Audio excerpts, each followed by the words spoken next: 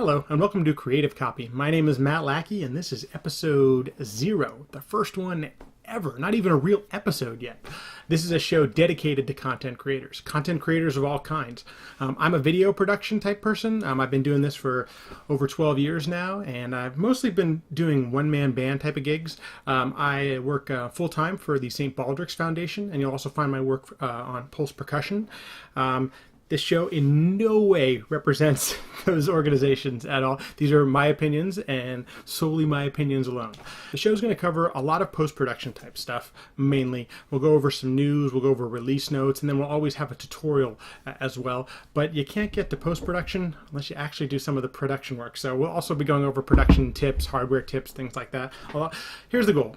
I'd like to do the news, hardware tip, tutorial, and questions. And I think if we can get through that, then we've got a show. Last week, Adobe released on its blog, Adobe Creative Cloud Summer Stock Content Wanted. So what is stock content? Well, for those who are content creators out there, we use stock content in a bunch of different ways. Stock footage, you may have heard. Let's say we're doing a video that we need a beach as an establishing shot, and we don't have the time or we don't have any beach footage in our library. We can actually go to a site like Adobe's Adobe in the Creative Cloud. You can use the stock content and go ahead and look for shots of a beach, and you can purchase it and use it and put it in your video. It has a license associated with it. But stock content is also something that we as creators can help create. It's actually a great way to keep yourself busy and continue your professional development in between gigs. Highly recommend. Adobe right now has put out a release for stock content wanted that has to deal with summer lifestyle. So if you're out there and you live close to a beach, I'm lucky enough to be in sunny Southern California, so I think I might get out there and shoot some of this, but they're looking for creative shots that deal with beach summer lifestyle. Summer doesn't necessarily always have to be a beach as well, but how do you figure out a way to set yourself apart? Most of these are shot in the beach, but, summer, what else is baseball, sports, tanning, all that kind of stuff. Any of that kind of stuff, start shooting and start submitting to Adobe. If you're looking for stock footage, I highly recommend, and I'm not in any way getting paid for this, pond5.com. That's where I've actually purchased most of my stock footage for videos that I've used professionally. If you can just type in a search, if you're looking, let's say you're looking for elephants for a video. I don't know why you'd be looking for elephants, but you punch in elephants and look at that. Here's some stock content related to elephants, photos, videos, and you can always adjust the price range. So how much does your budget permit? And Pond5 is just a great way, easy way to search and look for different types of stock content. Highly recommend. With the Creative Cloud, Adobe has been doing a lot of big releases. Sometimes it seems like it's twice yearly, but I can't imagine it's more than once a year. Adobe Premiere just came out with their April 2017 release about a month ago. And if you're any type of professional, you probably always hesitate to put the newest big releases on production machines. I took the risk and went ahead and put this on a production machine, and it was actually surprisingly stable, and there's some features I really liked in it. Just to give you the bullet points from Adobe's website, this release includes new audio effects and improved integration with Adobe Audition. This one I actually really like and already started using right away. So if you're using keyframes from Premiere in your audio streams, when you export to Adobe Audition, those keyframes go with it. Huge time saver, really nice. It means you can start tweaking your audio in your video while you're editing in Premiere, and then it goes with it if you use your post-production through Audition. Depending on your workflow in post-production, you may not use Audition. I use it. I love it. It gives me just a heck of a lot more control and flexibility over audio as far as post-production goes. Other releases that are included, this is off of Adobe's website.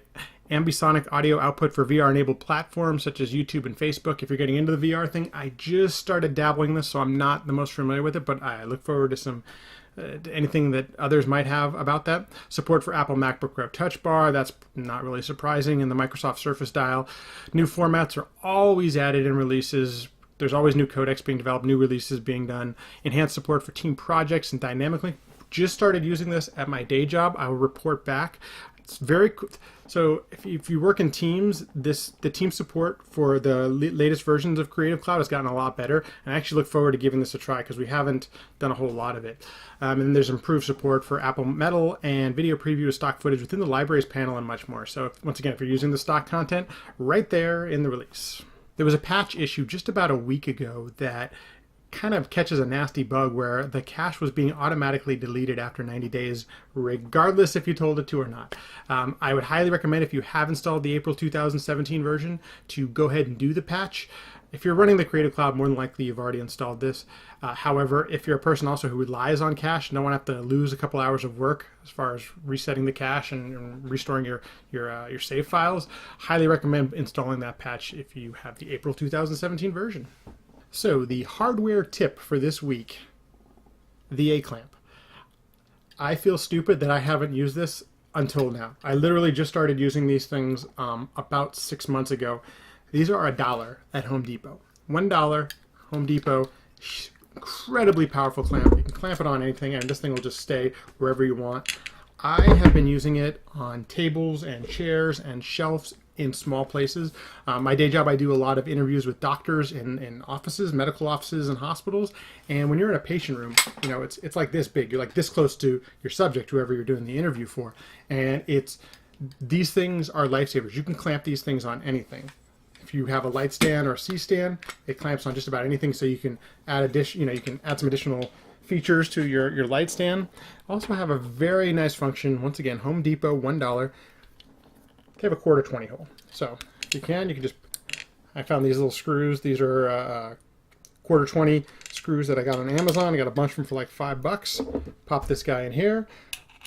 Let's say you're using any sort of tripod mount. This thing screws on, makes a lot of noise because it's right in front of the camera.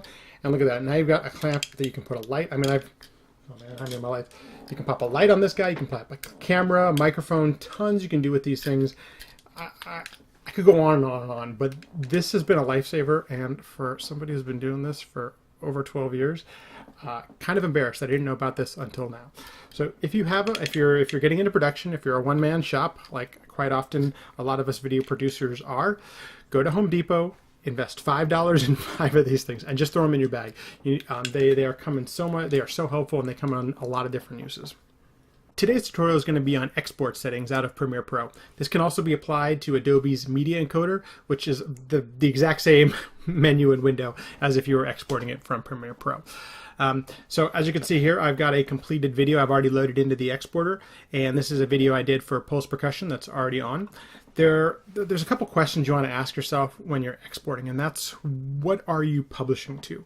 As crazy as this is going to sound, you might be publishing to DVD or Blu-ray, and there's one set of settings for that.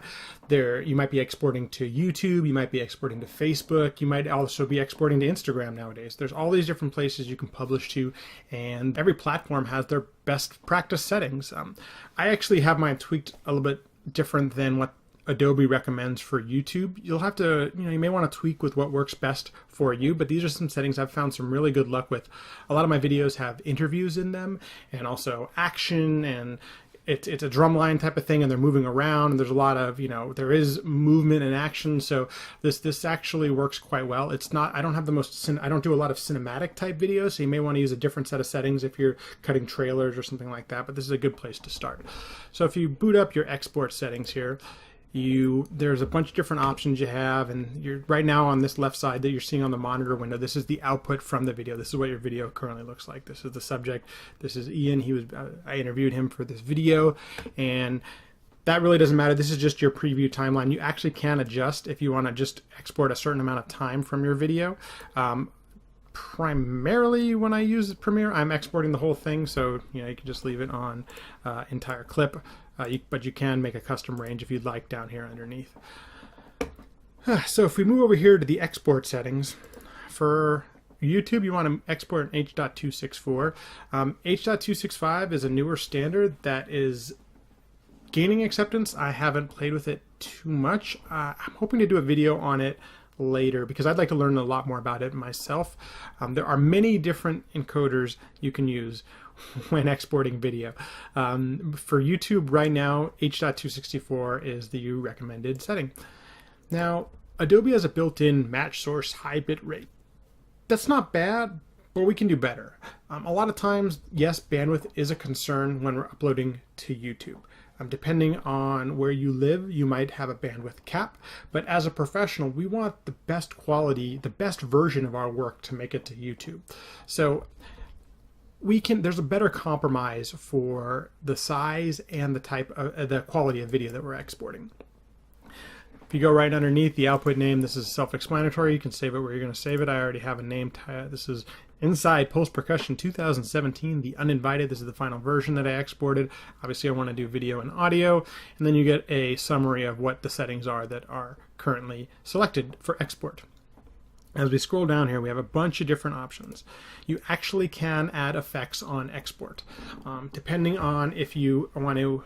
If you want to apply a LUT or a Lumetri look, you can here in export. This would apply it to the entire video. We'll go into color correction and exporting in a later video, but just know that this is different than your color correction. This is actually applying a look to the entire video, and you can actually do that in the export settings. Pretty cool. You can also do some SDR conforming and also some image overlay, name overlay, timecode overlay. That's if you're sending it to a client who requires this kind of stuff. For the most part, if we're one-man shops, we're probably not going to use this very often because we're doing everything in-house. We're doing it for ourselves. So always good to know, we have a loudness normalization. I have never used, to be honest. If I, we're just going to skip that part. Next is the video tab. These are your video settings. These is where we're actually going to spend a little bit of time. You can just go ahead and match source. That's an easy one to do. You can, let's say you're editing in 4K and you can actually, and this is the part where you could actually shrink it down to 1080 if you wanted to go that route. I actually edit my videos in 1080 even though I'm shooting in 4K. So I do that while I'm editing. The frame rate, obviously what kind of field order and aspect ratio, blah, blah, blah. Here's the important stuff. Bitrate settings. And this is how we can affect the size and the quality of our video. I almost always, especially when it's a final project, VBR 2-pass. Here's the way I understand this, and if I'm saying this wrong, please correct me. The first pass. As the video is being encoded, the first pass gathers all the information of the video. What kind of action is in each scene? What kind of lighting and quality? And where's the darks and the lights? The second pass uses all that information to make the most efficient encoding possible. When we just do one pass, it just generically picks the settings and is like one layer going over it when it encodes it. The second pass, after it has that information, can be a much more efficient and basically a higher quality for the amount of file size you're going to have setting. Now, here's one thing I like to do. I actually like to punch this. So right now, if our target bitrate is 10 megabytes a second, the file is going to be 226 megabytes. This is a 3-minute and 3-second video. So if we punch this thing up to 25, we're going to more than double the quality, and we're also doubling the size. But this is still a very reasonable size to get the best possible quality video we can up to YouTube. So up to you. If you have to kind of compromise and make your own sacrifices, but I find these settings work really well to make my videos look the best that they possibly can. Especially, I do a fair amount of color correction and things like that. So you want all that information to get to your final export, and when you have a higher bitrate, you're saving more of that information that you're editing. A couple other settings: keyframe distance. Don't know, don't use. I'll find out later. And then if the video is a VR video, which I have really just started playing with now. The audio tab is another place you can mess with settings, and if you do adjust your bitrate here, you can save a little bit of space. Let's see, if we take it down to a really unlistenable 160, it only drops it by about 3 megs. So why not? You're not really sacrificing much. Go for the highest quality audio, especially if you've got music and voices and all this kind. If you've got a dense soundtrack, you want to retain all that information, and it's not that big of a sacrifice, especially on upload. Another great thing I use here in the export settings is the captions. Basically on all my videos nowadays, I upload with closed captioning. YouTube has their native closed captioning. So a lot of times if you're just uploading for YouTube, you can probably get away without using it, but Facebook is definitely a big place for video to be viewed nowadays. And because of the way Facebook works, it's much better to upload it with captions so people can, understand what's going on in your video without having to turn the sound on. All that stuff, you click OK, you start your export, and bam, you're good to go. Okay, final thing for today is a question. I'm hoping these get emailed and commented, but we're going to start with a question from Reddit. If you're a videographer, I highly recommend participating in forums. Reddit's a good one. There's a ton of them out there. Creative Cow. This is a great place to learn and pick up new tips and tricks, but also network with other people who are doing what we do. This question is, at my work we have a couple older Nikon cameras, D60 and D80 I believe, with a handful of lenses for each. If I get the Panasonic G4 for shooting video primarily and use an adapter, what limitations might I have? Great question. And here it is, the Panasonic GH4. This is my rig. I have a little cage on there. But if you'll notice, I also have an adapter. And this is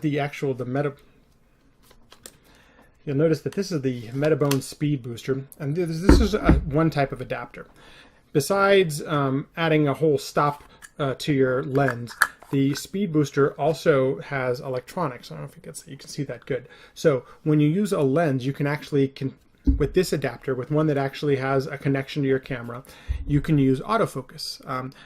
Depending on what kind of shooter you are, it took me a long time. It took me about 5 or 6 years to feel comfortable using manual focus reliably. So I no longer have to worry about autofocus as much. But if you're a newer videographer, you're going to want to use autofocus, especially when money is being paid to you and you need to get a shot. When an adapter has electronic components, unfortunately they're a little more expensive. This guy is actually really expensive, but it's also because he turns your micro four thirds lens into a very close to a 35mm lens. You can use full frame lenses using this adapter. It allows you to use the electronics of the lens with the camera. If it is a passive adapter, as it doesn't have any electronics, it's just hardware, you will not be able to use autofocus from a Canon or a Nikon lens or the such. So it's a good question to ask. It's really something you should need to examine when you're looking to purchase your next camera.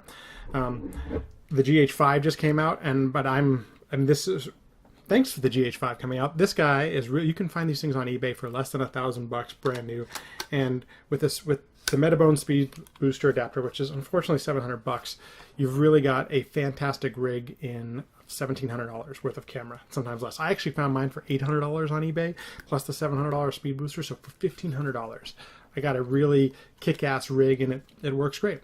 And that does it for episode 0, the very first ever of Creative Copy. Thanks for watching. You can follow me on Twitter at @LatMackey, or you can visit my website at creatingmattlackey.com. Get out there and be creative.